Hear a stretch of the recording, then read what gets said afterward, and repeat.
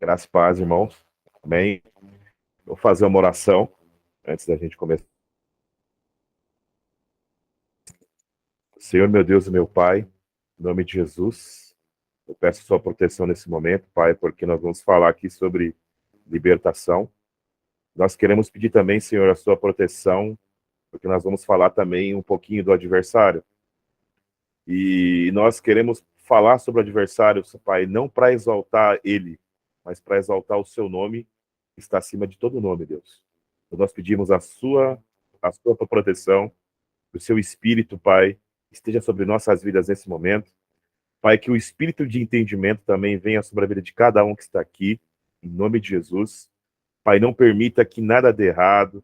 Pai, esses aparelhos, Pai, que o homem inventou, que hoje serve para a tua honra e tua glória também, que o Senhor venha também, Pai, pegar e proteger, e que o testemunho do Messias Jesus Cristo, Yeshua, esteja sobre nossas vidas. Amém. Amém. Pessoal, hoje é um curso sobre libertação, tá? Só que eu quero dar uma pequena aula introdutória. A Grazi vai passar a parte dela, eu quero passar a minha parte também. E é muito importante vocês conhecerem, né? Antes de saber sobre libertação, vocês entenderem o que é Deus, tá? Por que eu falo isso para vocês, pessoal? Porque para nós entendermos as forças malignas e benignas que existem na natureza, é necessário nós sabermos o que é Deus, né? Quando nós falamos do que é Deus, nós não estamos falando dos atributos de Deus, mas do significado da palavra Deus, tá? Eu vou usar alguns slides aqui no hebraico, mas eu vou explicar para vocês em português, para vocês entenderem de uma forma bem simples o que é Deus. Que quando a gente entende o que é Deus, nós vamos entender em amplitude a nossa fé, tá? Então isso é muito importante. Eu vou passar aqui compartilhamento de tela. Só um segundinho. Aqui, Janir. Uhum. Tá. Apareceu a tela aqui. Glória a Deus. Então vou compartilhar aqui algo com vocês, tá? Eu compartilhei uma palavra hebraica aqui, que geralmente na sua Bíblia é traduzida como Deus também, tá? Existe duas palavras em hebraico traduzidas como Deus. Essa é uma das principais, né? Nós temos aqui a pronúncia El. El, em hebraico, é Deus, no sentido de divindade, tá?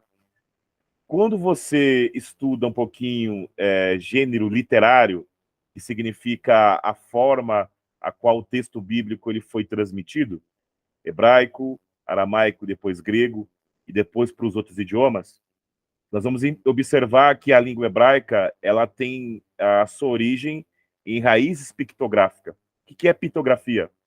Pictografia, na antiguidade, eram desenhos.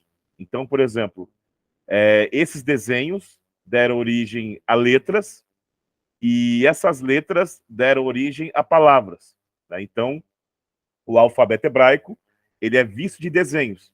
Então, por exemplo, se eu pudesse voltar no primeiro século, na época de Jesus, e perguntasse para Jesus o que é Deus, ele falaria assim: El ou Elohim? El, que no caso, que essa palavra que está aqui, significa literalmente força que conduz. Por quê? A letra Aleph, em união com a letra Lamed, que dá o vocábulo El, tá? É uma palavra que tem raiz pictográfica. A letra Aleph, que é a primeira da direita para a esquerda, ela tem origem da cabeça de um boi, e a letra Lamed tem origem pictográfica de um cajado.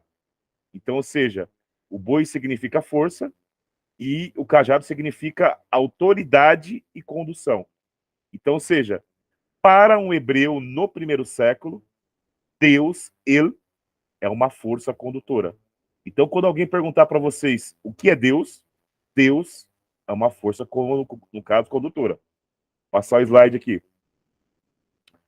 Temos aqui outra palavra para Deus, existente na Bíblia hebraica, que também é traduzida para o português como Deus, que é a palavra Elohim, tá? Elohim, ela tem a sua raiz da palavra El. Nós acabamos de ver aqui agora. E Elohim significa Deus na forma de governo, tá? Essa palavra Elohim, ela pode também ser atribuída a seres humanos. Moisés foi chamado de Elohim. Jesus, como homem, também foi chamado de Elohim. Por quê? Porque ele foi imposto como governante. Tá? Então, essa palavra Elohim significa governo ou autoridade. Quando fala aqui o Deus Israel, ele é o Elohim dos Elohim, está falando que ele é a autoridade das autoridades. Ou seja, ele quis passar que toda a força existente no universo emana de um Deus, tá? Então é bem interessante vocês observarem isso. Salmos 82, a Suprema Corte de Israel, composta por 70 anciões, eles também eram chamados do quê? Elohim, autoridade. Por quê? Porque eles tinham autoridade para legislar a lei de Deus aqui nessa terra, tá? Então, eles também eram chamados de Elohim. Então, ou seja, essa palavra aqui, ela não está apenas específica ao Deus Israel, mas também está específica também a seres humanos, que representa a autoridade divina máxima, né? Os deuses estranhos e demônios também, né, eram chamados de Elohim pelos povos antigos. Então essa palavra também pode ser atribuída a anjos, demônios, tá? Tanto anjos de luz quanto anjos terrenos. Então é muito importante vocês observarem e conhecerem isso também. Vou passar aqui o slide. Aqui nós temos o bigrama, né? Iá seria a abreviação do nome de Deus. Sempre quando você vê na sua Bíblia o nome Jeová, Senhor em caixa alto, Yavé ou Javé na Bíblia católica, está se referindo ao bigrama também, tá? Iá.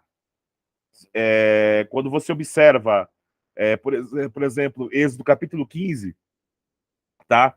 Onde está a palavra Senhor em caixa alto, você vai encontrar o bigrama. Por que é chamado de bigrama? Por causa das duas consoantes que representa aqui o nome do Deus Israel, tá? Iá, tá? Então, Iá seria o nome abreviado do Deus de Israel, tá? Para que você entenda a perspectiva qual quero trazer para vocês aqui. No momento, parece estar complicado, mas eu já vou simplificar para vocês. Temos aqui agora o trigrama, né? Que você vai encontrar em alguns manuscritos, que também foi traduzido para a sua Bíblia como Senhor em caixa alto, né? Jeová, ou então Javé ou Yavé, tá? Esse nome aqui, tá? Seria uma abreviação do tetragrama, mas em forma de trigrama, que seria as três consoantes. Aqui nós temos a pronúncia Yahoo, tá? Uma pronúncia só comportada no trigrama, que seria o nome do Deus de Israel, tá? O nome próprio dele. Aqui temos o outro exemplar do trigrama. Geralmente, esse exemplar ele é utilizado em abreviações do nome de Deus, quando, por exemplo, Isaías, Yeshayahu, né? Ou o nome de Josué, Yehoshua. Então aqui está Ierro. Ierro seria o trigrama quando inicia o substantivo e Yarro seria o trigrama quando ele finaliza um substantivo. Tá? Ambos são abreviação do nome de Deus. Passa o slide aqui. Aqui nós temos um exemplar já do tetragrama. tá? Que seria o nome completo do Deus de Israel. Esse é o nome que ele se revela aos patriarcas, né? Que seria o nome próprio dele, que muitas pessoas conhecem como Jeová, né? Então, ou seja, para nós entendermos sobre libertação e sobre forças que regem o universo, tá? Nós precisamos entender o nome de Deus, porque às vezes a pessoa fala assim: eu sirvo ao Deus de Israel, mas a pessoa nunca ouviu falar do nome de Deus de Israel. Ele tem um nome. Infelizmente, esse nome em português ele está oculto nas Bíblias, mas na Bíblia hebraica ele não está oculto, ele está presente aqui. A Septuaginta traduziu o tetragrama como Kyrios, que é Senhor, e isso influenciou as traduções também para os nossos idiomas em português, tá? A Vulgata Latina traduziu como Dominus, que em latim é Senhor, né? E em português está Senhor em caixa alta ou então Jeová, tá? Que são questões hipotéticas. Aqui nós temos a pronúncia do tetragrama como, né? Yahvé, Yahvé, né? Essa pronúncia Yahvé é uma pronúncia hipotética criada no século XIX pelo hebraísta alemão chamado Friedrich Gesenius, tá? Ele trouxe essa pronúncia Yahvé porque seria uma pronúncia que, silabicamente, seria cabível no tetragrama. Enfim, vou passar aqui o slide. Temos aqui uma outra pronúncia hipotética também, desenvolvida. Deixa eu passar aqui. Agora que eu passei aqui. Perdão. Temos aqui uma outra pronúncia hipotética, desenvolvida também pelo arqueólogo Albright, né? Yahvé, né? Que seria também uma pronúncia cabível. Vocês vão encontrar essas pronúncias na Bíblia King James, né? Que seria uma pronúncia mais próxima do que seria a pronúncia do nome de Deus academicamente. E também você vai encontrar na Bíblia Católica. Só que na Bíblia Católica está como Javé, tá bom? Deixa eu passar aqui o slide. Temos aqui uma outra pronúncia hipotética, que você vai encontrar também na Bíblia hebraica. Yeva. Yeva seria uma pronúncia cabível no tetragrama, que o judeu chama de Keri Perpétuum. O que é um Keri Perpétuum? Eles tiraram a pontuação da vocalização da palavra aramaica Shema, que significa o nome, e colocaram no tetragrama. Então, geralmente, quando o judeu ele vai ler a Bíblia hebraica e vê essa vocalização Yeva, ele não vai pronunciar Yeva, ele vai pronunciar Shema, em aramaico, que significa o nome, tá? Seria um epíteto, né? Divino. Vou passar aqui a tela. Temos aqui uma pronúncia muito conhecida, Yehová, tá? Essa pronúncia Yehová, ela foi descoberta em 1377 por Petros Galatinos, né? E ele traduziu para o latim como Jeová. E isso fez com que muitas Bíblias trouxessem a pronúncia do nome de Deus como Jeová. Só que aqui não é uma pronúncia também. Aqui é chamado também de Keri Perpétuum, ou seja, Keri em aramaico significa o que é lido e o que é escrito, tá? Esse Keri Perpétuum foi retirado da palavra Adonai. Quando o judeu ele fosse ler essa pontuação massorética que está aqui no tetragrama, ele não iria ler Yehová, mas ele iria ler como Adonai, porque ele sabe que a vocalização aqui foi tirada da palavra hebraica Adonai, tá? Então, ou seja, como os primeiros tradutores da Bíblia não sabiam o que era um Keri Perpétuum, o que era um Keri Ketiv, eles começaram a traduzir dessa forma, tá? Então, por isso que você vai pegar várias traduções com questões hipotéticas, Tá ok? Vou passar aqui o slide. Aqui nós temos a raiz verbal do tetragrama. Não sabemos qual seria a pronúncia correta, mas vamos trazer uma pronúncia hipotética dentro do paleo-hebraico. Mas antes de entrar no paleo-hebraico, eu quero trazer a raiz verbal do tetragrama. Aqui nós temos o verbo rava. Tá? Esse verbo aqui, no tronco verbal e fio, forma ativa causativa, e no imperativo, significa aquele que torna a existência. Isso é muito importante vocês gravarem para vocês entenderem o sentido da libertação. Por quê?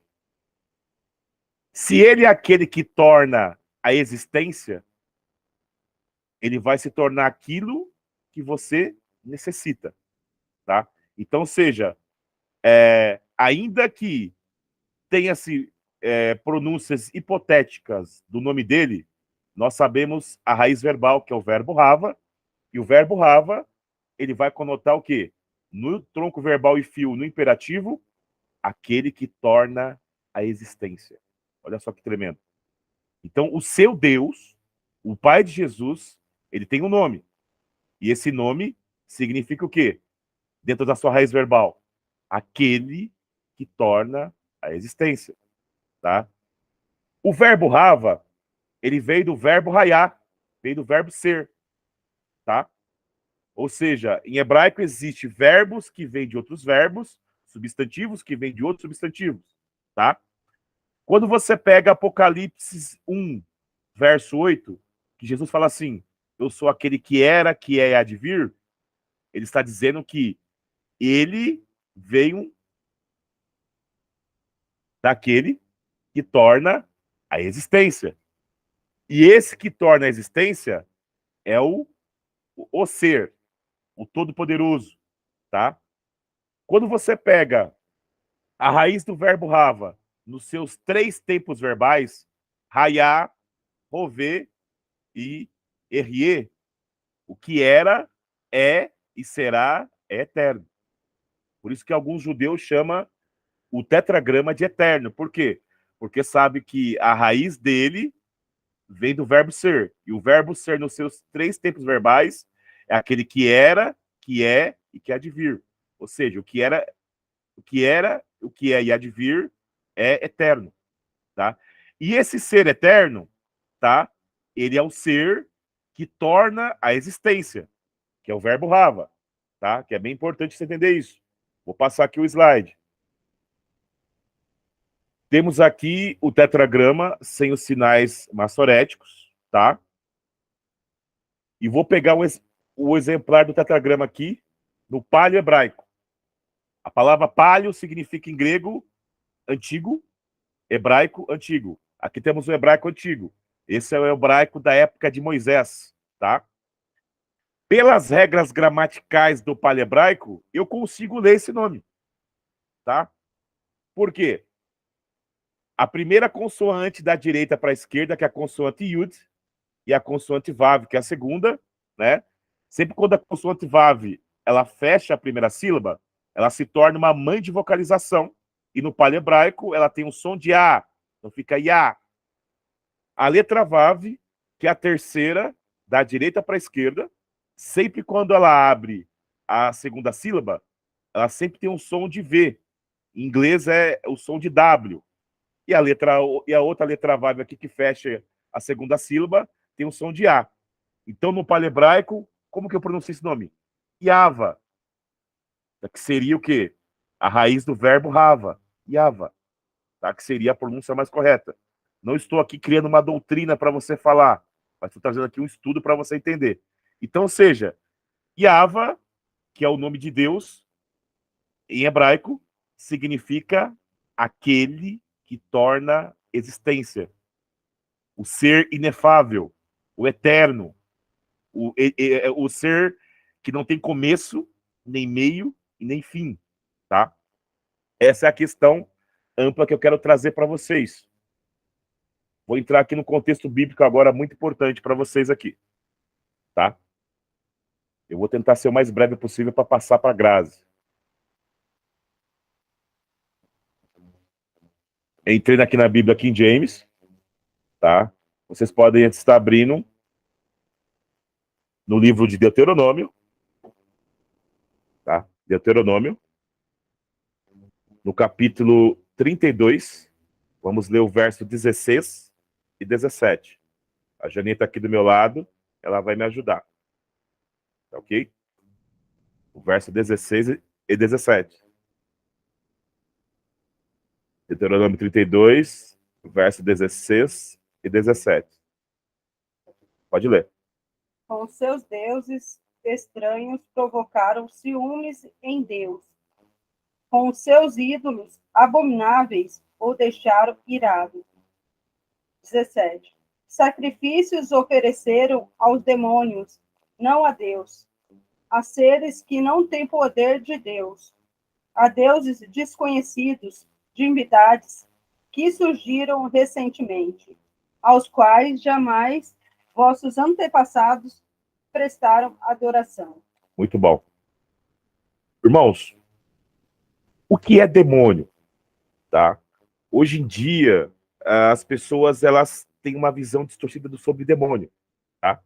A palavra demônio, aqui em hebraico, vai encontrar o vocábulo shed. Shed. Essa palavra shed é a mesma palavra para Shaddai. O Deus Israel é chamado de El Shaddai, divindade toda-poderosa, ou divindade que amamenta. Por quê? O vocábulo shed, ele era conhecido pelos povos antigos. Quando você estuda o hebraico bíblico, você vai observar o quê? Que o vocábulo shed, ele tem cognato no ugarítico e acadiano, tá? No acadiano nós temos o vocábulo shadu, que significa seios. Seios no sentido de seios fartos. Então, ou seja, o vocábulo shed significa poder ou força no sentido daquele que te amamenta. Então, por exemplo, nesse contexto aqui, que seria o Cântico de Moisés, os israelitas estavam se amamentando ou se alimentando de deuses estranhos. E a palavra deuses estranhos aqui é a palavra Elohim, tá? Que vocês conhecem como autoridade e governo. Era um governo estranho ao que Deus tinha ensinado para eles, tá? E ao fazer isso, eles estavam oferecendo sacrifício a Daimon. Por quê? O vocábulo shed, que foi traduzido para o grego como daimon, significa também força impulsiona, tá? Força que impulsiona. Esse vocábulo daimon, ele pode ser utilizado também tanto para o Deus Israel, como também para divindades estranhas. Porque daimon significa força que impulsiona, tá? O vocábulo shed, em hebraico também pode ser identificado como força que impulsiona, tá? É bem interessante que Platão, que viveu no século 6 a.C., ele chamava forças menores de daimônio. Essa palavra daimônio em grego seria o diminutivo de daimon. E eu vou explicar por que Platão tinha essa perspectiva. Daimônio, que seria o diminutivo de daimon, tá? Era o nome dado às forças menores, tá? Por quê, gente? Quando Deus criou os céus e a terra, tá? Ele criou forças da natureza, tá? E o que é magia? Magia em hebraico, que é Kesem, é quando você invoca forças da natureza ao seu favor. Vou dar um exemplo. Quando você pega o sol, você olha o sol, existe uma força que Deus criou que rege o sol. Se eu, pastor Kersto, Deus me livre e guarde, ver o sol como meu Deus e invocar aquela força a meu favor, eu vou estar praticando o quê? idolatria, tá? E aquela força que Deus criou, quando ela trabalha ao meu favor, fora do Deus Criador, ela vai se transformar no quê? Em um espírito imundo. O que é espírito imundo? Quando você lê ali em grego, fala que um espírito imundo tomou posse do Gardareno ali, você vai encontrar o vocábulo grego pneumati akatarton, tá? Pneumati akatarton. Pneuma em grego é espírito, akatarton significa impuro. Mas que tipo de impureza que é? A palavra grega akatarton é uma impureza de algo inapropriado para você. Olha só que interessante. Em grego existe dois vocábulos. Koinon, algo que era puro, mas se contaminou, e akatarton, algo que foi criado por Deus, que não foi apropriado para você, tá? O que foi apropriado para você é o Espírito de Deus que, quando ele criou o homem, ele fez o quê? Ele soprou o seu Espírito dentro do homem. E quando o homem começou a se afastar de Deus, ele extinguiu o Espírito e tomou posse de outros espíritos criados por Deus, mas não, né, para agir ao favor de Deus, mas para agir segundo a vontade do homem, tá? Isso fez com que o mundo se tornasse um mundo, tá, totalmente amaldiçoado. O que é maldição? Vou explicar para vocês o que é maldição. A palavra maldição em hebraico nós temos o vocábulo kelala, que significa uma pessoa que não tem autoridade para ser próspero e bem-sucedido, tá? O oposto de kelala, nós temos a palavra brahá em hebraico, que é bênção, que significa poder e autoridade para ser próspero e bem-sucedido no Deus Israel, que vocês conheceram agora o nome dele, tá? Então, ou seja, quando eu sirvo a Deus, eu tenho poder e autoridade para ser próspero e bem-sucedido. Por quê? As forças da natureza que ele criou, tá? Vai me servir quando eu tiver nele. Mas quando eu idolatrar essas forças separadas dele, tá? Eu vou ter um malar na fala, um mensageiro caído. O que é um mensageiro caído, pessoal? Mensageiro caído significa o quê? Um anjo, tá? Uma força da natureza, um daimônio, uma força menor, que ao invés de me trazer bênção, vai me trazer maldição. Ou seja, uma pessoa maldita se torna uma pessoa arur, uma pessoa presa por encantamento, cercada por obstáculos e fica sem força para resistir. Maldito, no conceito semítico, significa uma pessoa presa por encantamento, cercada por obstáculos e fica sem força para resistir. Por isso que o apóstolo Paulo fala que o salário do pecado é a morte. Por quê? Se a pessoa ela não se arrepende, ela fica presa por encantamento, cercada por obstáculos e fica sem força para resistir. Ela levanta demônios para si mesma, tá? É bem importante. Vou chamar a Jani aqui e ela vai abrir a Bíblia, 1 Samuel, capítulo 16. A Jani vai ler para mim aqui o verso 14, 15 e 16. Vou abrir aqui na tela para vocês. 1 Samuel, capítulo 16, verso 14, 15 e 16. Pode ler. O espírito de Yahvé tinha se retirado de Saul, e um espírito maligno, vindo da parte de Yahvé, o Senhor o atormentava. Então os oficiais do exército de Saul lhe sugeriram: eis que um espírito arruinador, vindo de Deus, te aterroriza. Portanto, que o nosso soberano ordene que esses teus servos busquem um homem que saiba dedilhar a harpa. E quando o mau espírito vindo da parte de Deus se apoderar de ti, um homem tocará liricamente e tu te sentirás melhor. Muito bom, pessoal. Aqui, pessoal, nós temos o quê? o primeiro caso de exorcismo na Bíblia, tá? E o rei Saul, ele estava possesso de demônios por desobediência a Deus. Agora vocês vão entender uma perspectiva.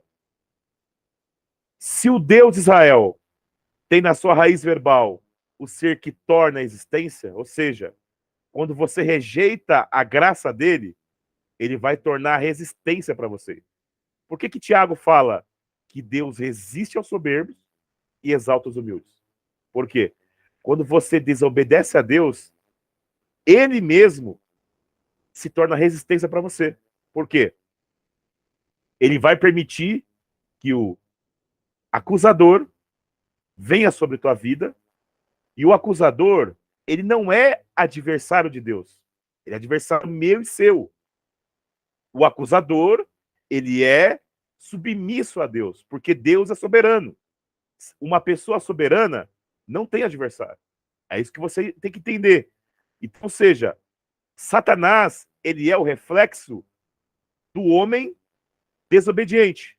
Ele teve poder no mundo porque o homem amaldiçoou o mundo por prender o mundo por encantamento, cercar com obstáculos e permitir que o mundo se torne sem força para resistir. Então, ou seja, essas forças que Deus criou para a sua glória, o homem trazendo, invocando para a magia, fez com que, né, lugares fossem amaldiçoados, demônios territoriais fossem consagrados, tá? E toda vez que eu sirvo esses demônios, eu estou trazendo maldição para a minha geração e para a minha família, tá? E é bem interessante que vocês viram aqui que em Samuel, o espírito mal veio de quem? Veio do tetragrama. Por quê? Porque ali está o tetragrama, pessoal. Tá? Veio de Deus. Em hebraico você vai encontrar a expressão Ruará Met Adonai. Quando eu falo Adonai, é o tetragrama. Ruar, sopro, ar, espírito. Ra, mal, maldade. O espírito da maldade. Met. Temos aqui a preposição mi, mas a preposição et, acusativa. Ou seja, da parte de Deus veio sobre Saul. Ou seja, a desobediência de Saul fez com que ele extinguisse o Espírito de Deus nele, tá? E através dessa desobediência, a graça de Deus se afastou de Saul, tá? E Saul ficou debaixo de maldição. Ou seja, ele se tornou uma pessoa sem prosperidade para resistir, porque ele foi preso por encantamento. Ou seja, se tornando uma pessoa maldita, presa por encantamento, cercado por obstáculos e sem força para resistir. Quando Saul pediu para tocar harpa, tá, pessoal? É que o cristiano que é músico, ele vai entender o que eu vou dizer aqui. A Carmen também é música. Quais são as perspectivas da música? Ritmo, harmonia, melodia. Ok? O ritmo, ele vai trazer aquela sensação prazerosa, né? A harmonia, ela vai trazer conexão. Melodia, vai mexer com os seus sentimentos. Então, ou seja, quando a música ela é tocada para Deus, a melodia vai começar nos seus sentimentos, que vai adentrar no espírito, tá? Que vai fazer com que aquele espírito, ao contrário a Deus, saia, tá? O ritmo, quando é voltado para Deus, lembra quando Miriam viu o exército do Mar Vermelho sendo extinto, né? Ela pegou o tamborim e dançou Adonai. Ali está o ritmo, junto com a melodia. Aquilo ali espantou os demônios, as forças demoníacas. Então, ou seja, ao tocar a harpa aí, né? Por isso que Deus ele habita também em meio aos louvores. Por quê? Ao tocar a harpa aí, né? Esses demônios que Saul levantou para si mesmo, por desobediência, saíam dele, tá? A Jania vai abrir também aqui, 1 Reis, capítulo 22. Estou quase encerrando já, para passar para a Grazi. Vamos ler do verso 17 ao 23. 1 Reis, capítulo 22. Ela vai ler do verso 17 ao 23. Pode ler. Então o profeta declarou: vi todo Israel dispersos por muitas colinas, como ovelha que não tem pastor. E disse Yahvé: estes não têm senhor. Volte cada um em paz para sua casa. E o rei de Israel afirmou a Josafá: eu não te adiantei que ele não profetizaria o bem ou mal a meu respeito, mas somente o mal? Então, Até o 23. tá. E Micaías acrescentou: ouve a palavra de Yahvé. Viu o Senhor assentado no seu trono, e todo o exército celestial em pé junto a ele, à sua direita e à sua esquerda. Então Yahvé indagou: quem enganará Acabe a fim de que ataque Ramote Gileade e encontre a morte lá? E alguns anjos davam uma interpretação, mas outros sugeriram ideias diferentes. Até que, finalmente, o Espírito colocou-se diante de Yahvé e declarou: sou eu que haverei de enganá-lo? E Yahvé declarou-lhe e questionou: de que modo pretendes realizar isso? Ao que ele respondeu: eu sairei e serei um espírito mentiroso na boca de todos os profetas do rei. Ao que Yahvé, o Senhor afirmou: tu enganarás e ainda prevalecerás. Sai e faz o que deves fazer. Muito bom, pessoal. Aqui nós observamos uma passagem do profeta Micaías, referente ao rei Acabe, que era casado com a Jezabel. E nós sabemos que o rei Acabe, ele não se arrependeu, né? Continuou fazendo coisas que, ao contrário ao Deus de Israel, e isso fez com que ele levantasse demônios para si mesmo. E quando ele queria que os profetas respondessem aquilo que eles queriam ouvir, aquilo que ele queria ouvir, Deus fez o quê? Já que você não quer ouvir o meu profeta, mas quer ouvir profetas que satisfazem o seu ego, tá? Eu enviarei um espírito de mentira, tá? E quem é esse espírito de mentira? Diabo, Satanás, o acusador. Vou explicar um pouquinho o que é diabo. A palavra diabo vem do grego diabolo, que vem do verbo grego diaba, que significa caluniador, acusador, tá? E o mais interessante é que o verbo caluniar em grego, ele tem origem de dois vocábulos. A preposição dia, que significa por meio, e a palavra bal. Bal significa diálogo. Por meio do diálogo, ele enganou Adão e Eva, tá? E por meio do diálogo, ele também nos engana, tá? Então é bem importante vocês entenderem essas perspectivas. Qual questão que eu quero passar para vocês aqui, tá? Sempre quando nós seguimos nossas vontades, nós damos lugar ao diabo, ao acusador. Por quê? Porque nós transgredimos a lei de Deus, e quando nós transgredimos a lei de Deus, nós damos legalidade para Satanás agir na nossa vida. Aquele anjo de luz que Deus criou para reger os astros vai se tornar um anjo caído para nós quando nós invocamos ele fora de Deus. Quando nós idolatramos eles fora de Deus. Eles vão se transformar em quê? Em anjos caídos. Por quê, gente? Porque, né, eles vão agir ao nosso favor em maldição e não porque Deus quer nos abençoar.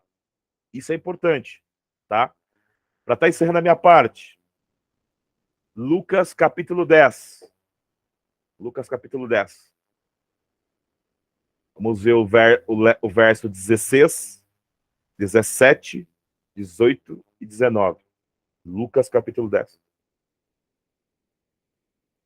verso 16, 17. Pode ler.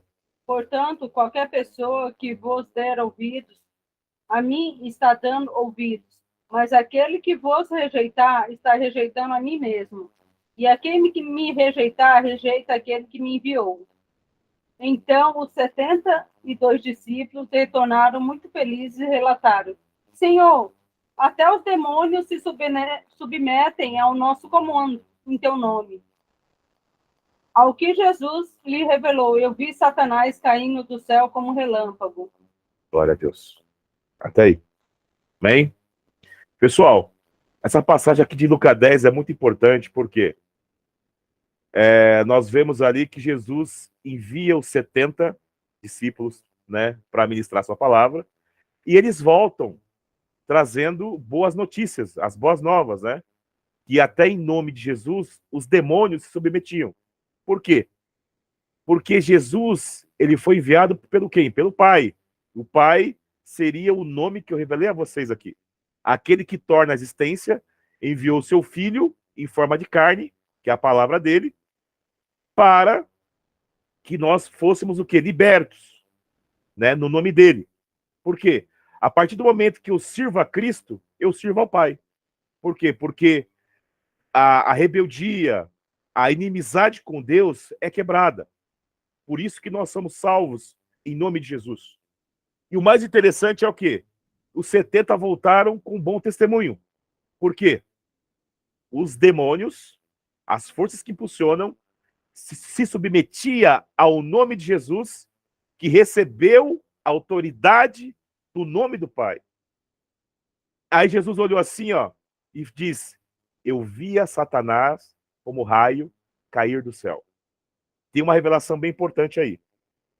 O verbo cair em grego aí, tá? Ele está na forma auristativa. O que é a forma auristativa? Quem estuda idiomas antigos sabe que os verbos no auristo estão na forma indefinida. E quando você pega a gramática de Coyle ou a gramática de Daniel Wallace, você vai observar que os verbos, o que vai definir o verbo no auristo é o contexto, tá?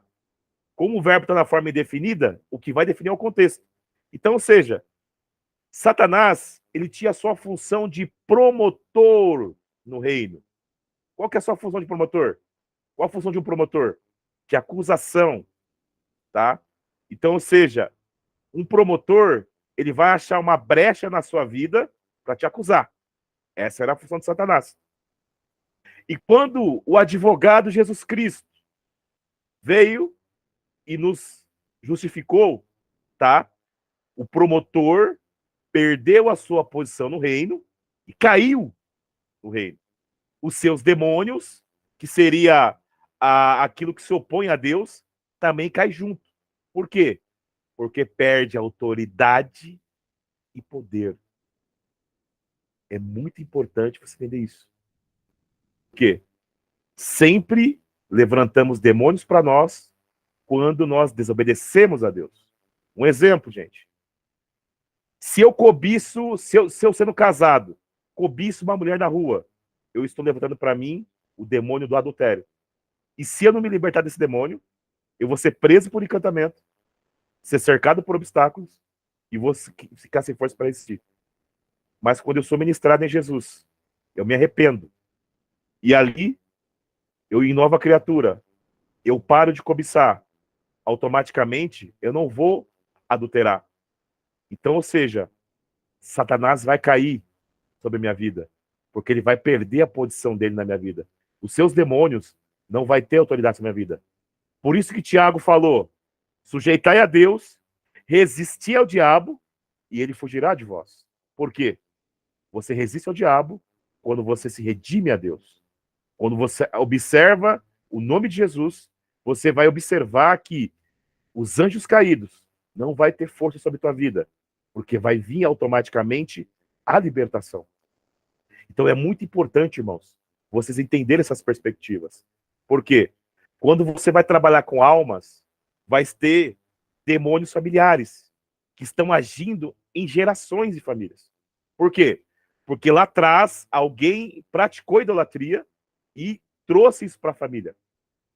E qual que é a obrigação de nós? Quebrarmos as maldições. É muito importante você entender isso. Para finalizar a minha parte, Deuteronômio 28. Tá? Deuteronômio 28. Verso 26 e 27. Deuteronômio 28. Verso 26 e 27.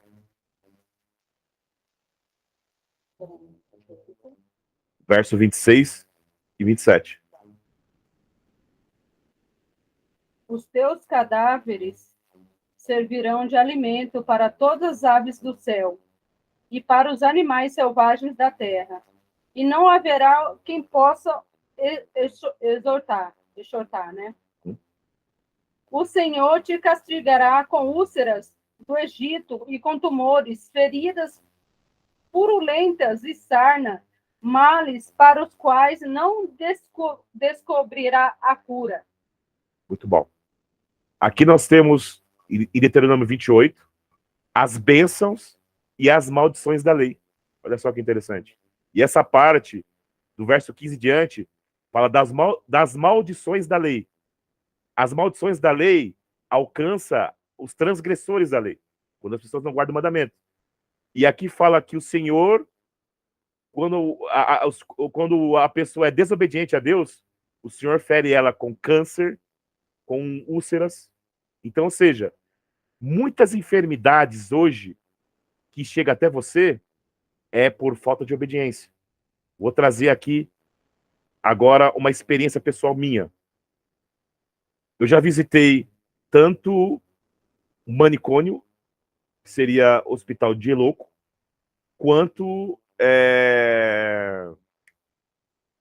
hospital do câncer, tá? E a primeira coisa que eu perguntei para a enfermeira quando eu cheguei lá, eu falei assim para a enfermeira assim: eu quero o histórico de cada paciente aqui. Eu posso ter um resumo de cada histórico? Ela falou assim: pode sim. 90% dos que tinham câncer eram pessoas que teve uma vida muito promíscua nessa terra. Eles foram alcançados com a maldição da lei por serem presos por encantamento, cercados por obstáculos e sem ficar sem força para existir. No hospital de louco, a mesma coisa. De 90 a 95% eram pessoas que tinham feito pecados terríveis, não tinham se arrependido e estavam sofrendo pelas maldições prescritas na lei de Deus. Mas qual que é a notícia boa? Gálatas 3 fala que Cristo nos resgatou das maldições da lei. Como que Cristo nos resgata? Nos fazendo andar em nova novidade de vida, nos fazendo guardar os mandamentos. E isso ele nos liberta de toda enfermidade, de tudo aquilo que nos oprime, tá? Essa parte mais de experiência, eu vou deixar com a Grazi, porque ela também tem um dom muito bonito de libertação. Eu passei mais a parte teórica, tá? Bem resumido, tá? No final vocês podem estar perguntando. E eu vou aqui passar para a Grazi, tá? Tá passando a parte dela, tá? E depois vai ser aberto para as perguntas, tá ok? Eu vou descompartilhar minha tela aqui.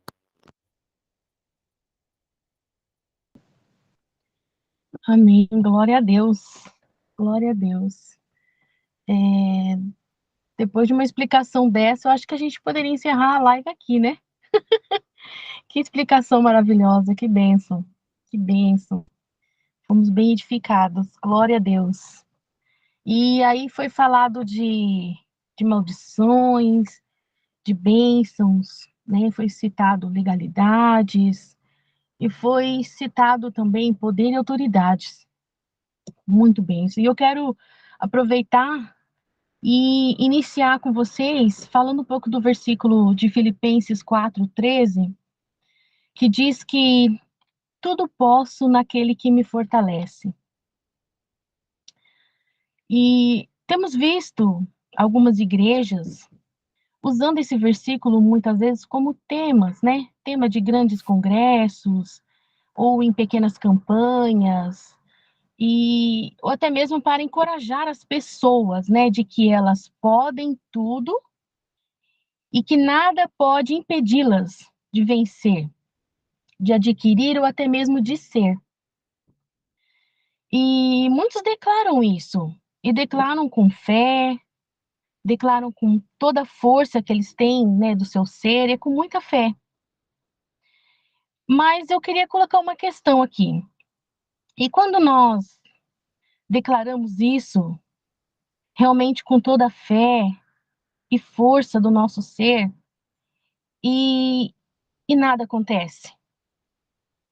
Porque nós costumamos usar esse versículo quando nós estamos passando por momentos difíceis, né? Nós precisamos nos levantar com autoridade e dizemos que tudo posso, né? Eu tudo posso naquele que me fortalece. E o resultado que nós esperamos ali é que algo aconteça, né? Que as coisas mudem. Mas e quando nada acontece?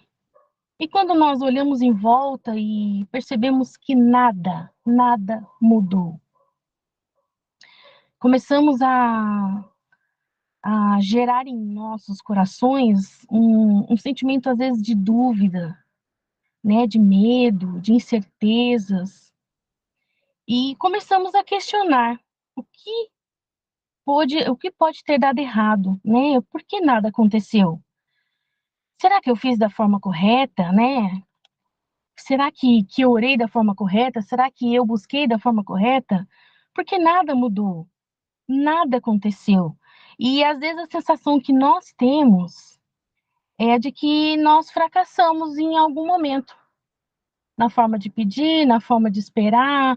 Sentimos isso, que fracassamos em algum momento. E aí eu queria aproveitar nessa live hoje, falar um pouco sobre isso, sobre o fracasso, mas também sobre o sucesso.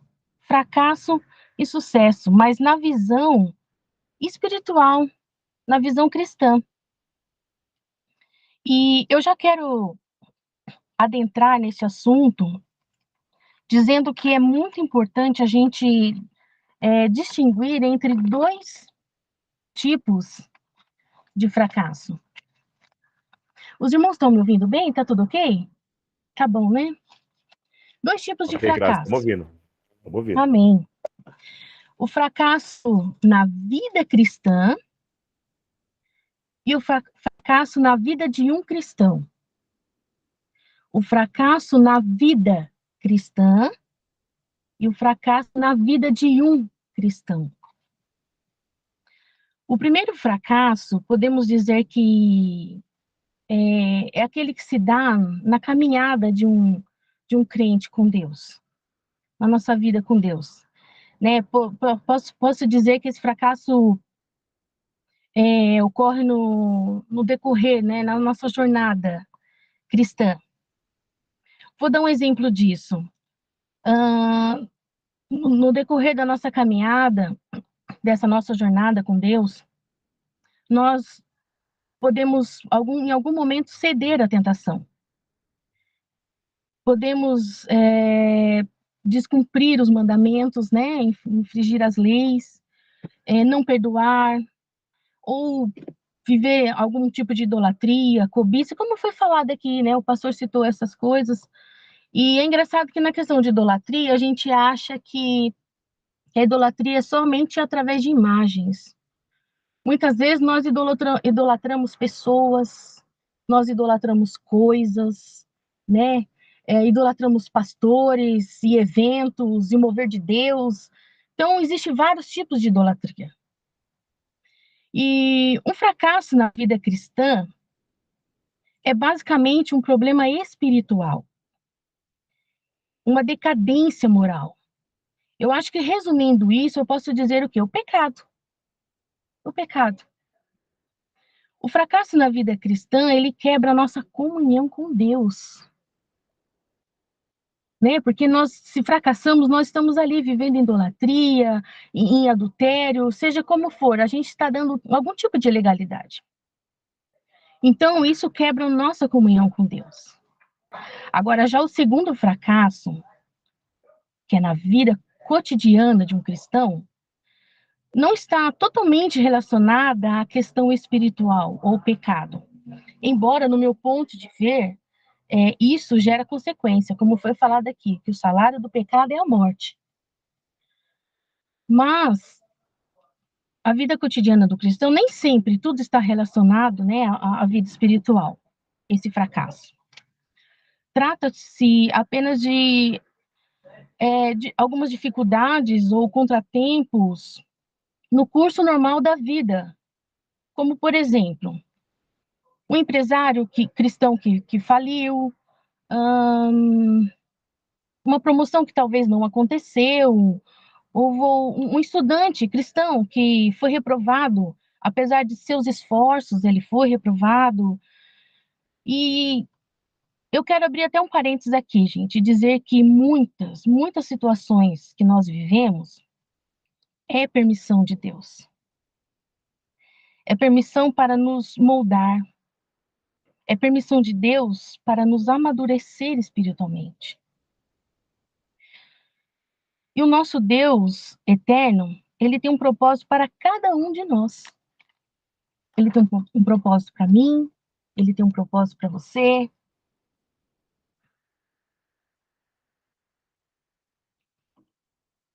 E ele nos ajuda a viver ou alcançá-los através de situações adversas que muitas vezes, aos nossos olhos, parece fracasso, mas que, na verdade, faz parte do processo. E temos até um apoio bíblico aqui que nos mostra isso, que está lá em Jeremias 29:11, eu vou ler para vocês, que diz assim: pois eu bem sei os planos que estou preparando para vós, diz o Senhor, planos de paz e não de mal, para vos dar um futuro e uma esperança. Em algumas versões diz pensamentos, né? Eu bem sei os pensamentos que tenho a vosso respeito. Mas nós compreendemos que a consequência do fracasso na vida cristã, na caminhada cristã, são muito mais sérias do que as que ocorrem na vida cotidiana do cristão. Por quê? Porque esses fracassos, eles têm consequência eterna. E observando esse versículo que nós acabamos de ler, na parte que fala assim, planos de paz e não de mal, me faz entender uma coisa também, que mesmo em meio a tantas lutas, em decepções, a paz faz parte deste plano. A paz faz parte do processo que o Senhor tem para as nossas vidas, desse propósito. E para que eu receba essa paz, eu tenho que estar em um relacionamento profundo com o eterno Deus. Eu posso passar por momentos difíceis. A Bíblia mesmo fala que no mundo o Senhor Jesus deixou que teríamos aflições, mas era para termos bom ânimo. E o bom ânimo aqui inclui paz, esperança, mesmo em meio a momentos atribulados. Mas para isso eu preciso o quê? Ter um relacionamento profundo com o Eterno. E aqui é o ponto onde eu quero chegar para diferenciar essa questão de sucesso e a questão de fracasso na visão espiritual. O viver situações diferentes que geram em nós a paz e a esperança e que ainda nos aproximam mais e mais de Deus, esse com certeza absoluta é sucesso. Porque nós achamos que sucesso é só ter, né, aquilo que nós mostramos para as pessoas, ou o medo que se eu estou em luta, eu estou em pecado, não. A luta, as situações, o deserto gera em nós o quê? Esperança e paz. E cada vez mais nos aproximam de Deus. Então eu tenho certeza absoluta que esse é o sucesso. Por quê? Porque eu estou crescendo. Espiritualmente, eu estou amadurecendo e conhecendo mais a Deus. Exemplos de pessoas que passaram por situações, a gente tem várias, né? José, Moisés. E José, por tudo que passou, em nenhum momento ele perdeu a fé e a esperança que ele tinha. Moisés passou um momento muito difícil com o povo ali, vendo cada situação e falando do amor, né, de Deus, e o povo cada vez mais, parecia que o povo se desviava cada vez mais, mas ele não perdeu a esperança. E nós vemos isso no Novo Testamento também. A vida dos discípulos não foi fácil, mas em todo o tempo a gente vê lindas cartas que nos traz esperança, que nos traz motivação e alegria. Oh, aleluia! Agora, já o fracasso está em viver uma vida de derrota, de opressão, de angústia, de incerteza do amanhã. É uma vida totalmente sem esperança, sem alegria. Se isso está acontecendo, eu preciso te dizer, precisamos rever a nossa vida cristã. Precisamos rever. Porque talvez algo precise ser mudado. Será que preciso renunciar a áreas da minha vida que ainda dão legalidade para o pecado permanecer? Seja a falta de perdão, pode ser talvez que gere em mim mágoa, rancor ou desejo de vingança. Seja algum pecado não confessado que me acusa dia e noite. E com isso, eu tenho dificuldade até mesmo de me perdoar. Um trauma, né, na infância, que me traz tanta angústia e falta de esperança do amanhã, e que, por algumas vezes, pode até me levar a desejar a morte. Mas não se preocupe, gente, eu tenho uma boa notícia, eu tenho boas novas. Em João 1,9 diz assim: se confessarmos os nossos pecados, Ele é fiel e justo para perdoar os nossos pecados e nos justificar de toda injustiça. Nos purificar de toda injustiça, perdão. Oh, amados, a libertação está em confessar os pecados. Em confessá-los. Talvez você esteja pensando, né? Ah, mas eu oro, sou uma pessoa de oração, eu leio a Bíblia. Gente, eu vou à igreja. Mas por que ainda eu sinto tanta angústia e tanta dor? Por quê? Eu oro, eu perdoo as pessoas, mas eu te pergunto, você já se perdoou?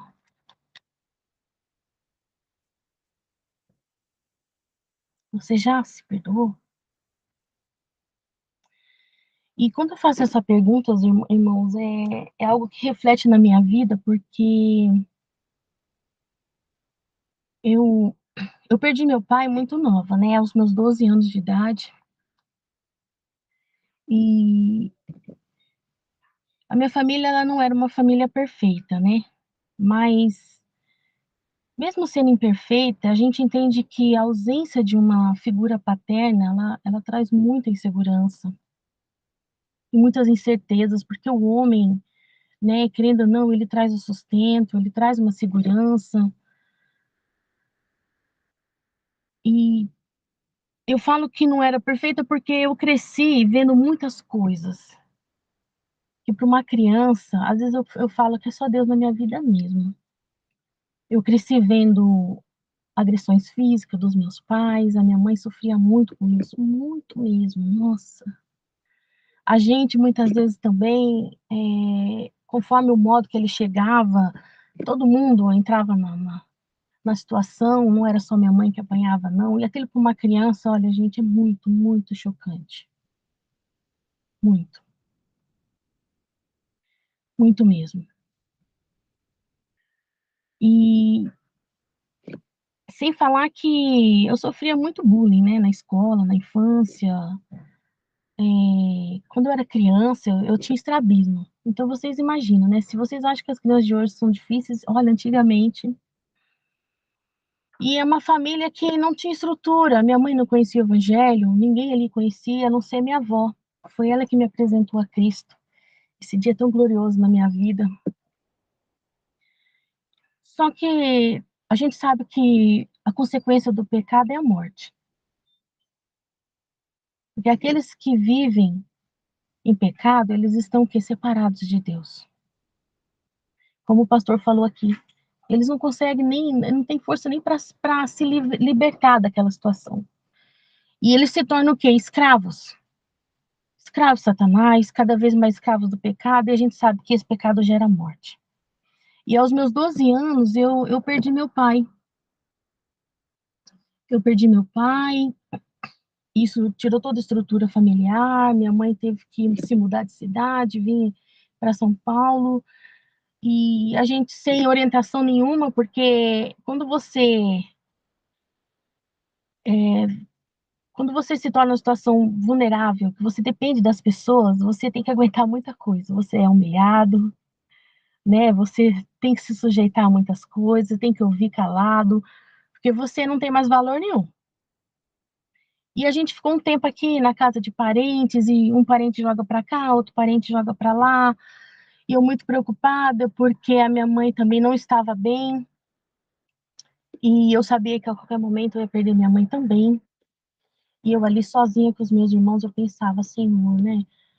Como é que eu vou lidar com essa situação? Sem pai, sem mãe, meus irmãos, cada um vai ser jogado para um lugar. Porque normalmente quando isso acontece, um irmão vai para uma família, outro vai para outra, né? Aquela separação já não bastava tudo que a gente estava vivendo, eu ainda ia ter que viver essa separação dos meus irmãos, e eu sou mais velha, então a dor maior ia ser minha. E qual é a solução que a gente pensa, né? Acabar com a dor. E aos 14 anos eu tentei tirar minha vida. Eu tomei 40 comprimidos. Eu falo que eu estou aqui hoje por um milagre.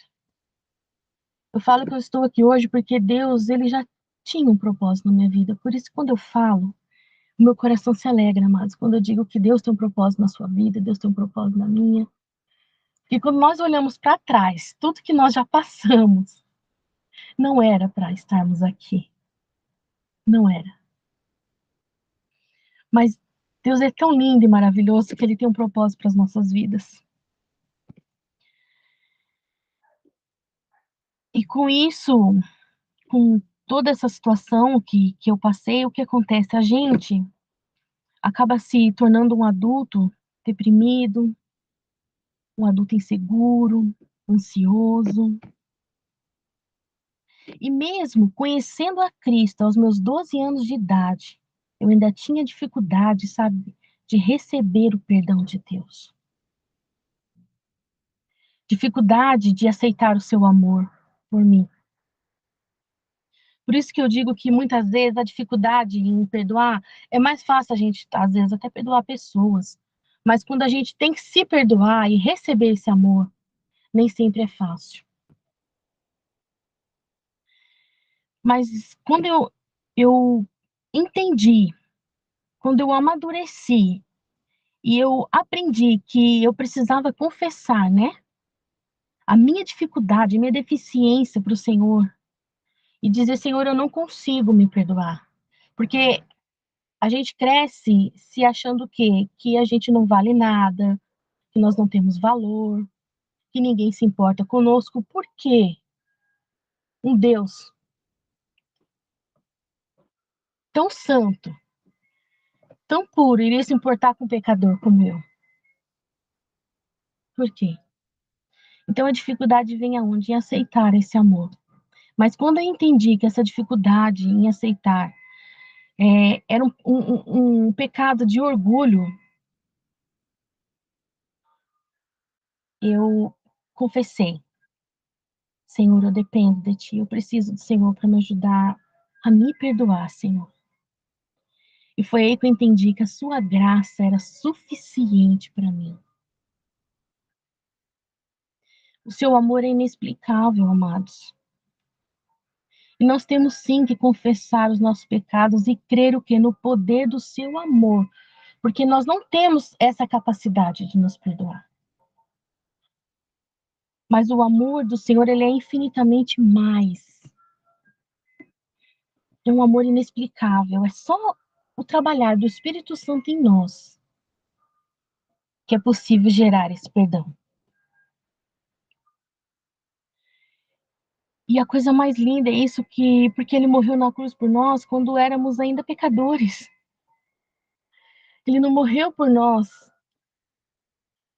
santos e pessoas honestas. Não, ele olhou para nós, do jeito que nós somos, e morreu por nós ainda pecadores. E eu entendo o seguinte, que nós precisamos sim confessar. Eu não sei qual é a situação da vida de cada um aqui. Eu não sei o que cada um tem passado. Eu não sei o que tem te prendido, o que tem te segurado, porque muitas vezes o passado ele não permite que nós consigamos enxergar a graça e o amor de Deus por nós. Eu não sei como tem sido a sua vida, eu não sei como tem sido o seu passado, se você tem algum tipo de trauma, se você tem passado por coisas que só você sabe. Às vezes são situações que a gente não tem coragem nem de falar para ninguém. É a gente ali no nosso lar, né? E não só coisas passadas, mas são coisas tão recentes. Às vezes a gente recebe uma palavra que entra no coração de uma forma tão penetrante e nos fere, nos magoa. E a gente acha que aquilo está tudo bem. Eu não preciso mexer nisso, né? Eu não preciso confessar, eu não preciso falar com Deus. Mas aquilo vai gerando em nós feridas, machucando a nossa alma, que com o tempo vai endurecendo o nosso coração. E nós começamos a ter dificuldades de ouvir e sentir a voz doce do nosso Deus eterno. Porque o nosso coração está ferido, a nossa alma está ferida. Mas a gente acaba, sabe, criando um ritmo, né, cristão tão fácil, não preciso confessar, Deus já sabe, eu estou lendo a Bíblia, mas devocional não. O que eu estou querendo passar aqui para vocês, amadas e amada, é intimidade. É a gente abrir o coração e confessar aquilo que está ferindo, que está nos escravizando, ao ponto de, sem perceber, nós estamos carregando ali um demônio para si, da mágoa, da ira, da vingança de alguma forma, não sei. A vingança ela não precisa ser uma vingança tão grande, mas o fato da gente não fazer o bem, um exemplo disso eu vou dar, às vezes, para um cônjuge. Ai, agora só por causa disso, com raiva, eu não vou fazer mais nada, não vou fazer a comida que ele gosta. Não... É vingança. Quando eu for na igreja, eu não vou cumprimentar aquele irmão direito. Não, não vou. Eu não esqueço o que ele fez para mim. É uma vingança. É uma mágoa. A gente acha que para pecar precisa ser coisas grandes, né? Mas o Senhor, ele sonda o nosso coração. Tem atitudes que elas não são manifestas exteriormente, mas interiormente nós estamos pecando. Estamos o quê? Quebrando essa aliança com o Senhor. Nós estamos o quê? Nos afastando dele. Porque o Senhor, ele não habita em coração impuro. O Senhor, ele não habita em coração endurecido, em coração rancoroso. Eu sei que são palavras difíceis de se ouvir, até mesmo para mim, para falar, mas o Senhor ele tem trabalhado muito na minha vida em relação a isso. E a gente carregar tantos pecados e de estimação e demônios para si. E coisas simples. E hoje Jesus nos chama para sermos libertos, restaurados, porque o sangue de Jesus é que nos purifica. Mas para isso nós temos o quê? Que confessar. Confessar os nossos pecados. Porque nós entendemos que há uma legalidade no mundo espiritual. Como o pastor mesmo aqui disse, Satanás ele é sujeito à obediência a Deus. Então ele age sobre legalidade. Se nós damos esse direito a ele, não tem nem como Deus nos abençoar, Deus nos salvar, nos livrar, porque ele vai chegar para Deus e vai falar, olha, eu tenho legalidade naquela vida, naquela alma, naquele coração. Ela me permite estar ali. Ele me permite eu fazer ele viver essa situação, essa decadência, essa angústia, essa depressão, essa tristeza. Há uma legalidade. Eu posso oprimi-la, porque há uma legalidade, não foi confessado. Então, que nós possamos hoje trazer essa palavra para nós e ser mais sensíveis e humildes na presença do Senhor, entender que Deus, ele trabalha na simplicidade. Eu sempre falo, eu trago palavras simples mesmo, né, pastora? O meu forte é a simplicidade. Mas é na simplicidade que eu entro no Santo dos Santos. É na simplicidade que eu rasgo meu coração e eu falo coisas tão simples para algumas pessoas, mas eu sei que no mundo espiritual há muito peso. Há muito peso, porque é uma legalidade. Então, que nós possamos hoje sondar o nosso coração, olhar para dentro, o que precisa ser mudado? Aonde eu tenho dado essa legalidade? Aonde eu tenho trazido demônios, né, para mim? Aonde eu tenho eu mesmo me escravizado nessa situação? Permitido que o inimigo ele haja o tempo todo com instrumentos, porque na verdade ele não tem poder e autoridade nenhuma. Quem dá isso para ele somos nós. Ele não tem. Ele é submisso ao nosso Deus eterno. Mas nós que acostumamos muitas vezes com o nosso dia a dia, com o nosso conviver com pessoas, com os nossos pensamentos, nós fazemos o quê? Nós damos toda a ferramenta que ele precisa para nos oprimir, para fazer com que nós nos sintamos derrotados, fracos, angustiados. Quando nós entendemos que isso precisa ser confessado e curado, aí eu quero voltar para aquele versículo. Você pode abrir a sua boca com toda autoridade e dizer: tudo posso naquele que me fortalece. Tudo posso. Tudo posso.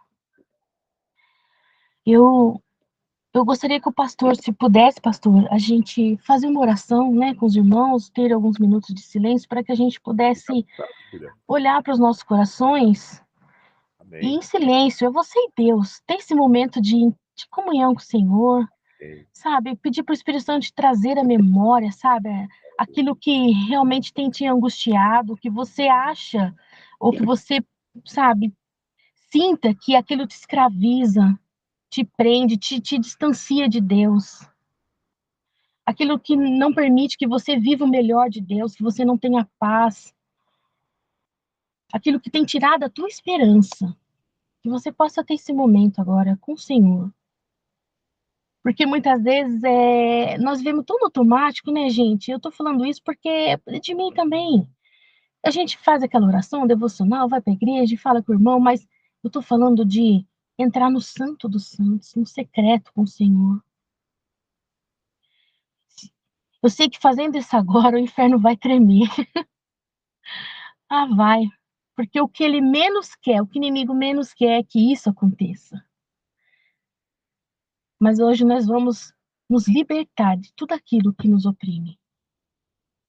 de toda mentira que o inimigo tem lançado na nossa mente, no nosso coração, dizendo que a situação não vai mudar, dizendo que nós não somos merecedores, porque nós não somos mesmo, mas nós entendemos que a graça do Senhor nos basta. Nós somos comprados por um alto preço, amados. E o sangue de Jesus, o poder da cruz, tem toda autoridade sobre potestades, sobre principados, seja qual for a área que nós precisamos ser revestidos, ser transformados. O nome de Jesus tem poder para isso. Mas nós precisamos confessar, precisamos nos arrepender dos nossos pecados. O Senhor faz essa oração por nós, pastor?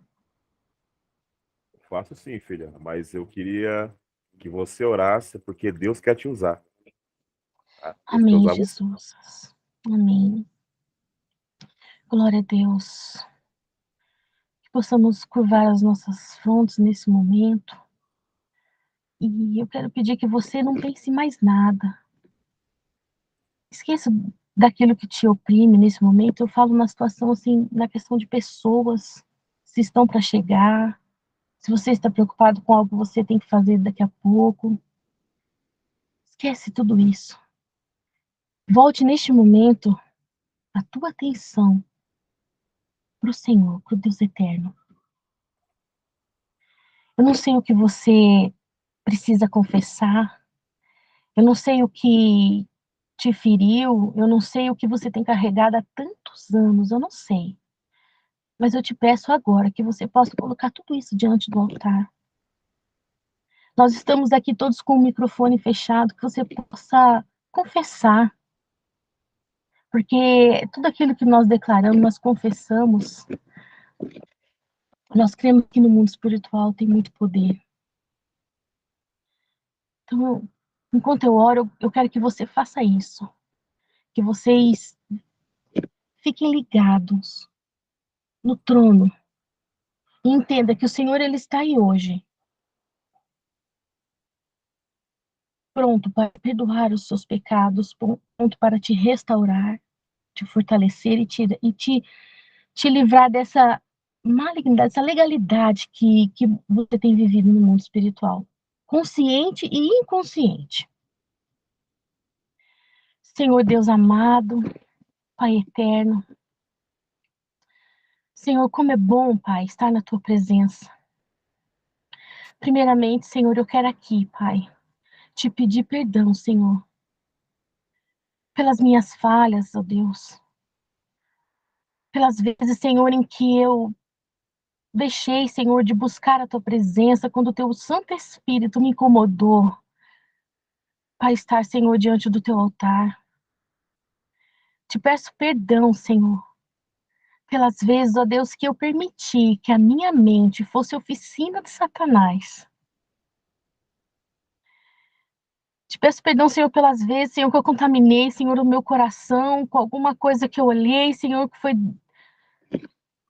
do seu desagrado, Pai. Se alguma vez, Senhor, consciente ou inconscientemente, Pai, eu infringi, Senhor, as tuas leis. Porque, Senhor, o que mais, Senhor, alegra o meu coração, Pai, é estar na tua presença. Como é bom saber, Senhor, que nós fomos resgatados, Senhor, e salvos pelo teu sangue derramado naquela cruz por nós. Como é bom saber, Senhor, que nós temos hoje um advogado, um Senhor que intercede por nós, Senhor. Porque nós somos falhos, nós somos imperfeitos, Senhor. Oh, Deus. Gostaria, Pai, de pedir nesta tarde, Senhor, para alguns irmãos e nesta manhã para aqueles que assistem também. Que o Senhor possa, Pai, neste momento, ó Pai, ouvir o clamor, Senhor, dos teus filhos. Pai, há muitas, Senhor, bocas confessando aquilo, ó Pai, que tem oprimido, daquilo que tem escravizado. Senhor, entra com o teu poder, ó Pai, a tua autoridade. Reverte essa situação, Senhor. Aonde, Senhor, se encontra pessoas, Senhor, angustiadas, ó Pai, sofrendo caladas, Porque é isso que Deus me mostra, pessoas sofrendo caladas, engolindo o choro, para que ninguém veja o que ela está passando, mas o Senhor, ó, é aquele que sonda os corações. O Senhor é aquele, ó Pai, que mesmo antes de nós falarmos, Senhor, o que nós estamos sentindo, o Senhor já sabe o que vai sair dos nossos lábios. Por isso, ó Pai, envia o Teu Espírito Santo, Senhor, para trazer consolo, para trazer, Senhor, paz e esperança, Senhor, nesses corações, nessas almas feridas, que clamam hoje, Senhor, por Ti, clamam hoje por libertação, clamam hoje, Senhor Jesus, por um renovo, Pai, por uma restauração, seja qual for a área, Pai querido. Nós sabemos que o Senhor tem todo o poder e autoridade para transformar, Senhor, qualquer situação. Em nome de Jesus, visita, Senhor, cada um, Pai, que está presente nessa live, Senhor. Visita os Teus filhos, Senhor. Oh, Pai, em nome de Jesus, que o Teu Espírito Santo possa trazer neste momento a memória, tudo aquilo que precisa ser confessado, tudo aquilo que precisa, Senhor Jesus, ser destruído, ser desligado no mundo espiritual, toda legalidade, Senhor, do inimigo, Pai, traz a memória, Espírito Santo, em nome de Jesus. Que essas pessoas saiam daqui hoje, ó Pai, libertas, cheias, Senhor, da Tua presença, do Teu Santo Espírito, cheios da Tua alegria, Pai, da Tua paz. E confiantes e certos que o Teu propósito, Senhor, sobre a vida delas irá se cumprir. Porque aquilo que o Senhor tem para nós, Senhor, é muito bom, é perfeito, Pai, e é agradável. Obrigada, Senhor, por esse momento, ó Pai, por estarmos aqui, Senhor, reunidos em Teu nome, ó Pai, porque tudo que nós fazemos, Senhor, é para a honra e glória do Teu nome. Não é para a honra de homens, não é para a grandeza de homens, mas toda a honra e toda a glória pertence a Ti, Senhor. Obrigada, Pai, pela Tua presença e por esse momento tão agradável, Senhor, de estarmos aqui com esses irmãos. Oh, Senhor, declaramos que nós pertencemos a Ti, que nós somos servos Teus, e que o inimigo não tem autoridade mais sobre nós. Eu te agradeço, Senhor, em nome de Jesus. Amém. Amém. Glória a Deus. Glória a Deus, graças. Fica à vontade, pastor. Deus te usou tremendamente, meu filho.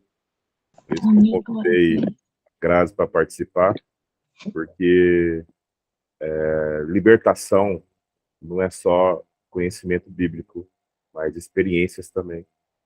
E é isso que o Ministério A Caminho de Sião busca: experiência, conhecimento bíblico e o poder de Deus. Isso que vai trazer cura e libertação. Bem, estamos abertos a perguntas aí. Fique à vontade. Gente, a paz do Senhor, olha, amém, viu? Foi muito bom. Foi muito bom o estudo, mas eu vou ficar para fazer as perguntas depois, porque meu marido bom. já está esperando já quase uma hora aqui. Então vai lá, Poder a Lê. gente sair, viu? Vai lá, então. Muito obrigado mesmo, Graça, foi uma maravilha, viu? E realmente abriu a mente da gente para várias coisas, tá? Eu vou estudar nessa palavra e depois eu faço a pergunta diretamente a vocês. Me perdoem, tá? Bom. Amém. Viu? Em paz. Fica com Deus a todos. Amém. Um Shabbat Shalom a todos. Shalom. Tá, tchau. Essa parte de eu tenho sim, Grace, obrigada pela palavra, foi muito bom, gostei muito, e foi muito interessante, eu fiz aqui é que eu gosto muito de escrever quando eu estou estudando alguma coisa, eu tenho que escrever para eu aprender, para eu ir lá olhar de novo. Eu também. E aí tem, porque às vezes vem sempre essa pergunta, devemos confessar os nossos pecados? Em que maneira? É aquela maneira que a gente vai só intimamente, só com Deus, como fizemos agora, na meditação, orando e confessando. Porque, mas você tem que confessar em público, tá falando que fez e aconteceu isso e aquilo. Aí eu gostaria porque às vezes a gente vê as pregações, os pregadores, mas eu fui ladrão, disse e aquilo, eu fiz isso e aquilo. Aí eles estão dando um testemunho, né? Aí é uma diferença, o testemunho e a confessa. Você poderia me dar mais um conecto, assim, mais uma... Pode falar, Grazi. Amém. Eu creio assim, que o confessar publicamente é declarar que nós aceitamos a Cristo, Uhum, né? E se confessar publicamente. Eu entendo, assim, amada, que tem coisas que eu acho que é mais complicado a gente confessar publicamente, você não acha? Será que pessoas estão maduras espiritualmente para nos compreender? é isso mesmo. Eu acho que até nessa questão a gente tem que tomar muito cuidado quem a gente procura para ser aconselhado, quem a gente procura, como é que é a conduta dessa pessoa, a vida dela. Uhum, Existem casos em que realmente a gente se sente melhor confessando para alguém, né? Alguém vai estar orando com você, vai estar te aconselhando, mas isso eu acho que é algo assim muito pessoal, mas não é uma regra, né, pastor?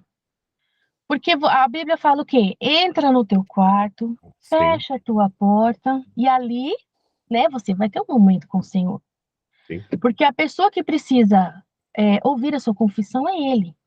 Agora, existem casos, tá? Eu vou dar um exemplo. Casos em que, vamos supor, eu preciso confessar algo que inclui uma terceira pessoa, uma segunda pessoa, vamos falar assim, um cônjuge, por exemplo. E eu preciso confessar para ele. Eu sinto que eu preciso, só que o meu cônjuge ele está preparado para receber essa confissão naquele momento? Tudo isso tem que ser Bom, analisado. Eu estou certa, pastor? O senhor pode me correto, corrigir. corretíssimo. Por quê? Porque é algo que talvez, na minha intenção, eu estou tão cheia da presença do Senhor, eu senti que eu fui perdoada, mas ainda eu preciso confessar ali. Mas eu estou madura o suficiente, mas a pessoa está. Algo que talvez eu venha trazer para trazer alívio, vamos mudar, vamos resolver, talvez possa gerar um transtorno tribulação, pior. é Você entendeu? A pessoa isso não mesmo. está. O que eu tenho que fazer? Orar para que Deus prepare essa pessoa. Porque eu acredito que no momento certo você vai conseguir. Olha, eu preciso sentar com você. Ela vai estar madura, o Senhor vai te mostrar o momento certo, porque a gente vai estar sensível à voz do Espírito Santo. Então, é por isso que eu digo, mas o seu confessar aí, você e Deus, no seu quarto, é o suficiente. Não tem Porque mais, não existe mais nenhuma acusação, né, como se diz, né, não nenhuma existe. acusação. E agora você tem aí, como eu posso dizer, um contrato assinado, vamos falar assim, né? A minha linguagem é simples, gente. Se inimigo, porque ele trabalha aqui, amada, é na mente. É. Como ele trabalha na mente? Nossa! E ainda mais quando é na questão de libertação, meu Deus. E ele é o acusador, como o pastor falou. Uhum. Esse é o papel dele. É desinvalidar o sacrifício de Jesus na cruz e a palavra, porque ali está bem claro, se confessar os seus pecados. Ele é Uhum. fiel e justo para te purificar de toda injustiça. Ali já fechou todo o pacote. E o que Deus ele olha é isso. Não é o confessar da boca, mas é um coração quebrantado. Eu vou Né? pegar dar um exemplo, eu queria dar um exemplo do que a Grazi Amém. falou, Fica à vontade, pastor. que é muito importante, é o quê? Essa semana encontrei um casal que eu cuidei no antigo ministério, né? Uhum. E na época ela estava meio descabeçada, a moça, e ela traiu o Uhum. marido. Ela traiu o marido. E ela chegou para mim e falou assim para mim assim, pastor, aconteceu isso, isso e isso, tô arrependido e tal, tal, tal. Aí eu falei para ela assim, o marido dela é aqueles nordestino bem arretado, né? Uhum. Sim. Tem um histórico pesado. Eu falei assim para ela assim, ó, você tá arrependida? Já pediu perdão para Deus? Já. Eu falei assim, então não fala pro seu marido. Por quê? É o que a Grazi falou. Ele não estaria preparado para esse baque. Ele poderia até voltar ao velho homem e até matar ela. Uhum. Entendeu? Exatamente. Então, quem está à frente de um trabalho, como vocês vão estar aí, vocês vão ter que ter o quê? Bom senso. Uhum. Vocês vão saber a hora correta de aplicar as escrituras. Por quê? Quando Jesus fala lá em Mateus 16, aquilo que é permitido na terra será permitido no céu, é a autoridade que ele nos deu para legislar a sua lei aqui na terra. Entendeu? É essa autoridade. Então, casos e casos. O que o ministério tem que ter para ele crescer? Equilíbrio. Equilíbrio. Às vezes, Porque então, quer dizer, por exemplo, a falta de perdão é quando, por exemplo, uma pessoa me feriu, né? Digamos, uma pessoa me feriu e eu fiquei sabendo que aquela pessoa não tem uma vida, tem um passado muito sujo, né? Aí, com base no passado daquela pessoa, eu já começo a sentir insegurança. Mas eu não vou trabalhar com aquela menina, não trabalho, ela era isso, mas eu estou sabendo que hoje ela é uma pessoa cristã, entende? Mas ela vivia com um programa de rua lá no Rio de Janeiro, não sei aonde, e tinha uma vida muito torpe lá no Rio de Janeiro. Quer dizer, o passado dela, se eu ficar pensando no passado dela, eu não vou conseguir progredir, porque se Deus é aquele que perdoa, que elimina, então é uma blocada aqui que o inimigo já bota, por exemplo, para mim, digamos, não, ela era cristã, mas ela toma cuidado, entende? Então, isso já está impedindo, porque eu já estou tomando papel, né? Isso pode vir uma barreira, né? Posto uma barreira, porque quem perdoa é Cristo. Quer dizer, nós temos que perdoar. Exatamente. Entende? Mas eu tenho que esquecer o passado desta amiga, falar, olha, você é uma amiga minha em Cristo Jesus. Claro, certos cuidados a gente tem que tomar, mas a gente tem que esquecer o passado dessa amiga e dizer, vamos adiante, né? Mas fica sempre um amigo querendo acusar, cuidado, ela foi assim, você não pode dar brecha, não. Você está entendendo o que eu estou querendo falar? E como é que a gente se dá com essa situação? Fica um pouco assim. Eu acho que pelo menos eu, né? Não há nada que o Espírito Santo de Deus não possa nos revelar, né? No sentido assim, porque Sim. a pessoa, ela tá julgando o exterior, né? Mas o interior, quem conhece é só Deus.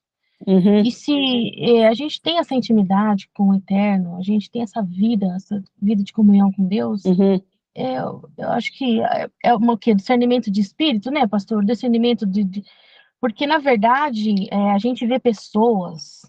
Porque se a gente for levar no pé da letra, né, querer ser o raio-x de Deus na vida das pessoas e o Espírito Santo, então fica complicado. A gente vai pecar e a gente vai também nos contaminar. Por que eu falo isso? Porque é um exemplo. Tem pessoas que você olha a pessoa, a conduta ali, e você fala, nossa, a pessoa, ela é top.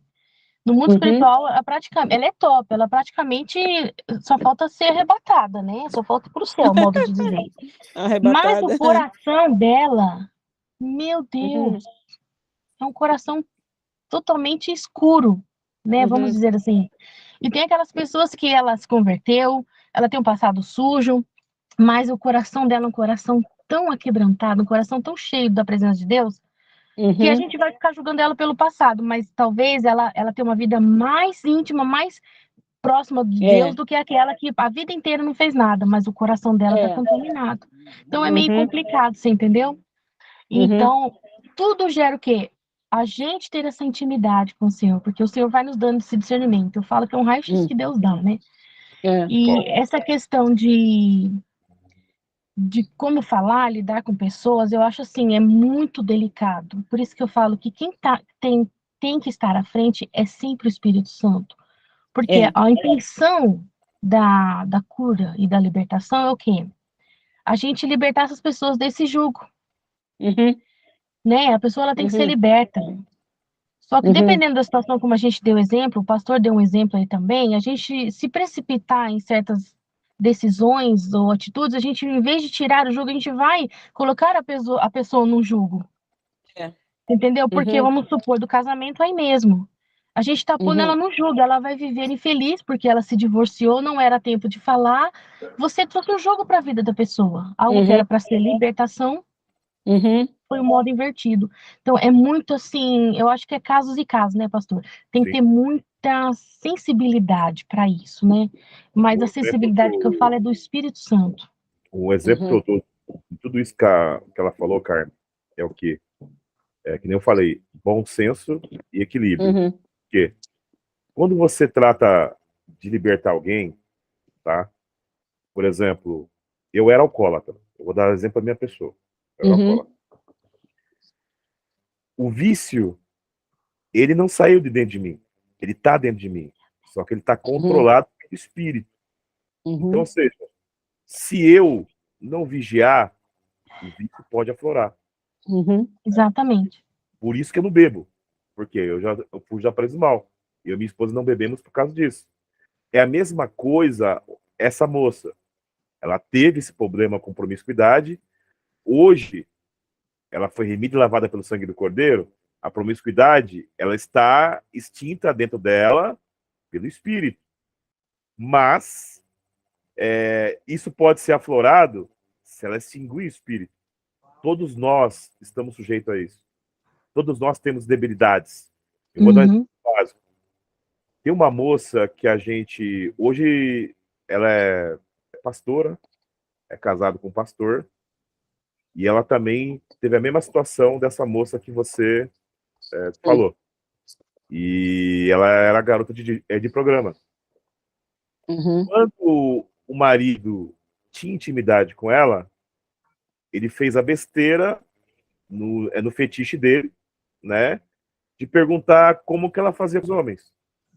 Aquilo fez com que o demônio da promiscuidade oprimisse ela, e ela confessou que estava com vontade de sair com outros homens. Por quê? Porque o marido não Mesmo vigiou despertou. e É. despertou aquilo nela. Entendeu? Como E ela estava gatilho, né? aflita. Ela estava aflita por causa disso. Entendeu? Por causa disso. Então, ou seja, ela estava curada, mas trazendo a lembrança na mente pode gerar o pecado. Por isso que Jesus fala, só de pensar já pecou. Porque Uhum. se Exatamente. você evitar o pensamento, o ato não vai acontecer. Agora, se você pensar, vai chegar uma hora que o ato vai acontecer. Entendeu? Uhum. Até porque, desculpa, pastor, Pode falar, filha. dizer que a gente vai deixar de ser tentado, isso é impossível, né? Uhum. O que não pode é consumar, né? O pecado. Uhum. A tentação Pastor, é o inimigo, ele vai estar o tempo todo tentando, acusando e querendo te trazer o velho homem. É uma luta constante, diária, né? Então, verdade. a gente tem que, Todo... enquanto estivermos nessa carne, vamos ter que lutar contra ela, contra esses desejos. Todo dia tem que Pastor, matar um leão. uma pergunta, né, pastor? Como o senhor falou em Shalom, gente, viu? Tá lá. Como você Shalom. falou, obrigado pela oração, viu, Graça? Que o Eterno te abençoe Amém. cada dia mais, viu? Senti Amém. muita presença do Eterno aqui no quarto agora. Glória a Amém. Deus. Que dom rico da glória ao eterno. Como o senhor falou, né, não sei se a Grace tá sabendo do meu caso, mas como o senhor falou, Por isso que eu falei que ela foi muito usada. Porque ela não né, tá sabendo do seu caso, e o que ela falou cortou para você. né, e a gente sabe que o senhor falou que quando a pessoa desobedece a Deus, né, a gente cai em maldição, né? Uhum. E o repúdio é pecado, né, pastor? Sim. Deus, ele, lá em Malaquias, fala que ele abomina o repúdio, né?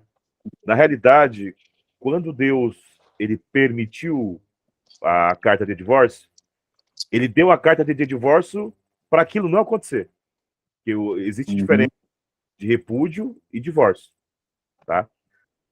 Então, ou seja, a vontade de Deus é que o cônjuge se case e fique eternamente, até que a morte separe, tá? Mas como Deus, sabendo que o coração do homem é mau, Uhum. né, ele permitiu, né, a carta de divórcio. Mas ele não gosta da carta de... Ele deu como se fosse um refúgio ali. Um Mas, refúgio, é isso mesmo. mas ele já deu para aquilo não acontecer. Eu vou dar exemplo para você entender. Ele deu a pena de morte para os infratores. Mas a pena de morte foi dada para intimidar a pessoa a não pecar aquilo, não ter aquele pecado para morrer, entendeu? Porque Deus, ele não se agrada da morte do ímpio. Aí a pessoa fala assim, como que Deus não se agrada da morte do ímpio se ele deu pena de morte para Moisés? Né? Essa seria uma boa pergunta. Na realidade, a pena de morte falou assim, ó, não peca com esse pecado gravíssimo, porque na Bíblia existe sim pecadinho, pecadão, pecado que é para a vida e pecado que é para a morte. Não peca esse pecado gravíssimo, porque senão você vai morrer. Tá? Então, foi dado para não acontecer. A mesma coisa, o repúdio. Deus odeia o repúdio.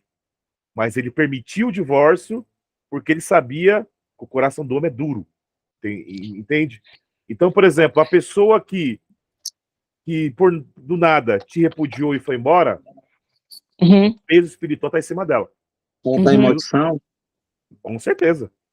Com certeza. Agora, nesse caso, Tom, podemos abrir aqui aspa, ok, a pessoa foi embora, né? Agora nós nos encontramos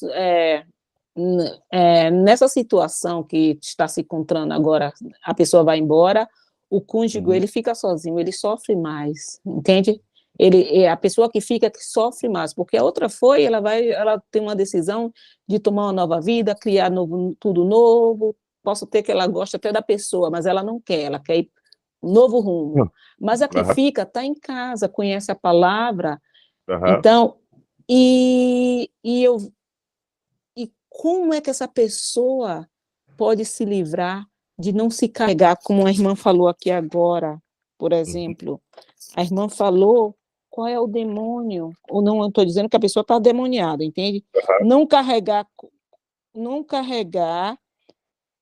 um demônio para si, né? Porque nesse momento que a pessoa ele está na presença de Deus e tudo, mas ele está magoado, está ferido, tem revolta, tem tristeza, tem ira, entende? Mágoa, vingança, para mim a vingança, ela vai receber o dela, Deus vai, vingança. Aí a pessoa está triste, eu estou magoada, espero que o Senhor pegue ela. Aí eu falo, agora, meu irmão, o que vocês aconselhariam neste momento para uma pessoa que fica sozinha? Porque a pessoa, ele tem que fazer a obra, continuar na obra, tem que estar de pé, mas é um momento difícil para estar de pé, porque agora a tristeza, tem muitas coisas rodeando ele no momento. O que devemos fazer? Uma pessoa que está passando o que Cristo está passando, o que deve fazer essa pessoa fazer? Ótima pergunta. A Bíblia fala, irai-vos, mas não pequei. Então, por exemplo, por mais que ela esteja errada de abandonar a família e sumir a forma errada que ela fez, o Cris, que está na posição de repudiado, ele não pode declarar o mal dela, tá? O desejar, o dizer, não, tomara ela falar, olha, ela está debaixo. O que ele pode declarar é pedir para que Deus converta ela verdadeiramente, né? Orar pela vida dela. Se ela continuar obstinada e não quiser retornar e não quiser mudar, tá? Deus vai permitir a carta de divórcio por causa da dureza do coração dela, tá? Só que ela vai pagar o preço da maldição. E o Cris, para não herdar essa maldição, tá? Ele vai ter que limpar o coração dele, entendeu? Porque, por exemplo, o divórcio é como se fosse a palavra davak, em hebraico ali, que é unir, unir de colar. É como se tivesse desprendido algo, descolado algo. Então, o cristiano, ele está dentro de perca, é como se fosse uma dor. É uma dor de... como se ela tivesse morrido. Abandono. De abandono. Abandono, é horrível. Como se tivesse morrido. Então, ou seja, vai ter um tempo para ele se recuperar. Porque se ela não voltar, se ela não quiser se acertar, vai ter um tempo para ele se recuperar. Então, ou seja, o que eu aconselho a pessoa? Não procurar refúgio em outra mulher agora. Por quê? Porque não é o tempo, tá? Não ficar pensando maldade para essa pessoa, simplesmente ir para a igreja, se apegar com Deus, estar em processo de oração, deixar Deus trabalhar, porque se ela não se arrepender e não voltar, não quer, ele vai seguir a vida dele, tá? Uhum. E é como se fosse a morte. Quando alguém morre, não tem um luto? Uhum. Tempo de luto.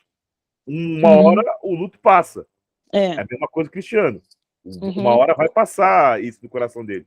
Mas Uhum. o que ele tem que se manter? Se manter na posição, né? Na Porque posição. na posição, não pensando mal dela, não precisa nem falar mais dela. Ore pela vida dela, ó. Senhor, guarde, converta. Se for para ela voltar, Pai, toca no coração dela. Mas se for para ela voltar, para que ela volta realmente convertida e não fica Uhum. mais com essas atitudes. Agora, se ela Não não lembrar quiser do voltar... passado. Oi? É. Não lembrar do passado dela, não lembrar, esquecer tudo. Quem foi a pessoa Sim. no passado e Uhum. o que ela fez e tudo, não é, Sim, Tom? exatamente. Mas é Passado, difícil. É difícil, Tom. entendeu? Então, por exemplo, os aconselhamentos que vocês vão ter que ter é referente a isso. Por quê? Vai ter igrejas que vai interpretar o divórcio de uma forma distorcida. Uhum. Porque às vezes não sabe que Uhum. repúdio é uma coisa, divórcio é outra, tá? Uhum. Eu aconselho o divórcio em último caso, né? Porque Deus, ele permitiu, mas não era a vontade dele. Ele deu por causa da dureza do coração do homem, entendeu? Então, ou seja, ela vai pagar o preço, porque se não houve motivo aparente, é como se ela estivesse adulterando, Uhum. entendeu? Porque ela está renegando aquela promessa que ela fez com Deus. É aliança, né? É aliança. Uhum. É aliança. E o que Tom, eu nessa situação, a única coisa que nós estamos vivendo nesse momento que é muito triste para o meu irmão Uhum. e a gente sabe como é que Mas é. é triste, né, Diego? Eu também tô triste. É triste, mas uma coisa lá na frente o senhor sabe, como eu vejo Tá. assim, esse momento que ela deixou ele e tudo, talvez eu ficasse pensando, talvez até Deus. Lembra que foi levantado em Saul um espírito em Saul para Aham. quê? Entende? Porque do nada essa moça foi embora, entende? Quer dizer, houve algo.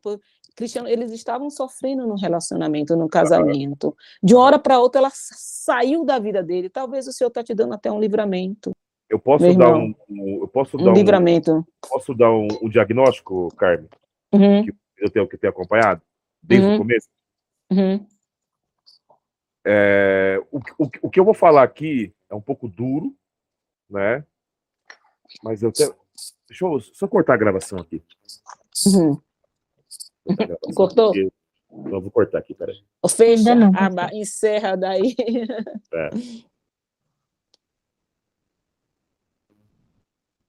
Só isso aí, só um minutinho para essa gravação. O estudo já foi passado, agora vai ficar uma coisa mais